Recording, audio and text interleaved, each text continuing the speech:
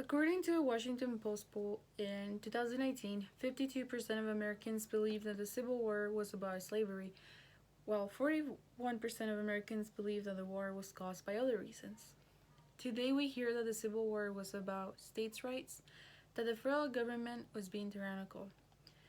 If you generally think that the Civil War was about states' rights and not about slavery, I want you to ask yourselves what state rights was the federal government going to take away?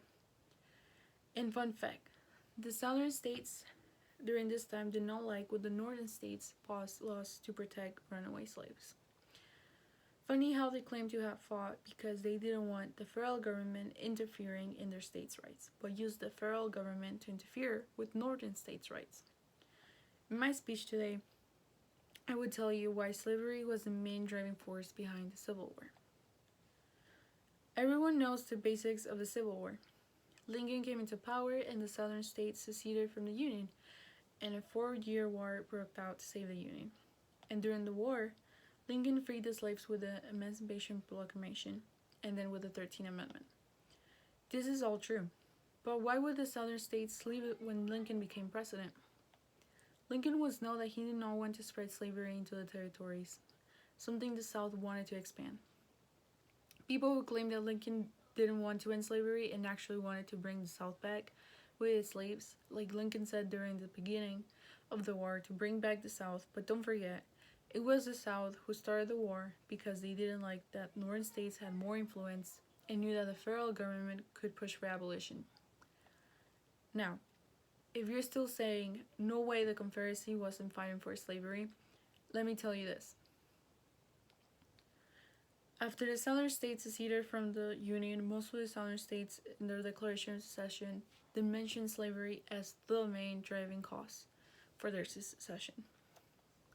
For example, in the state of Georgia, they state, "For the last 10 years, we have numerous and serious causes of complaints against our non-slave holding Confederate slave states, with a reference to the subject of African slavery. Refuse to comply with their express constitutional obligation to us in reference that the property, the use of their power in the federal government has striven to deprive us of an equal enjoyment in their common territories."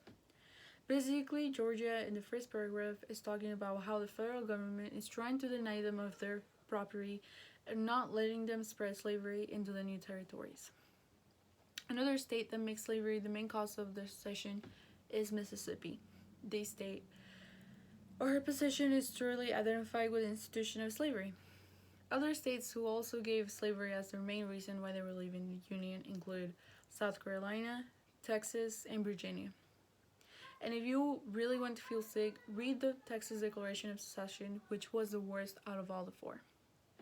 If that isn't enough for you, and you're still saying, well, it was only 4 states mentioned the Confederacy wasn't about their life, well, you'll be mistaken.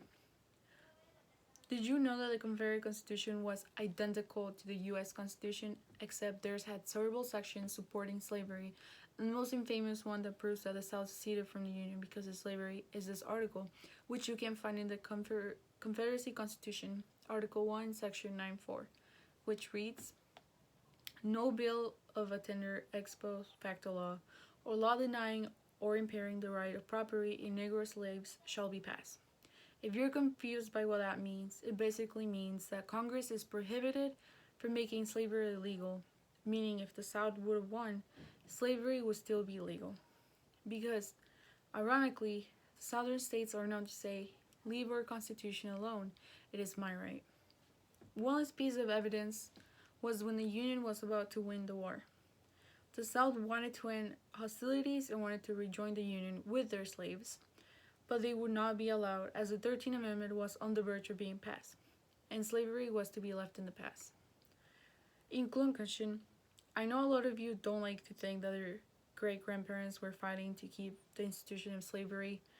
The people who support and say they are proud of their heritage need to realize that if their ancestors would have won, Black people in the South were still being property and only being considered 3/5 of a person, which I forgot to mention was also in the Confederate Constitution.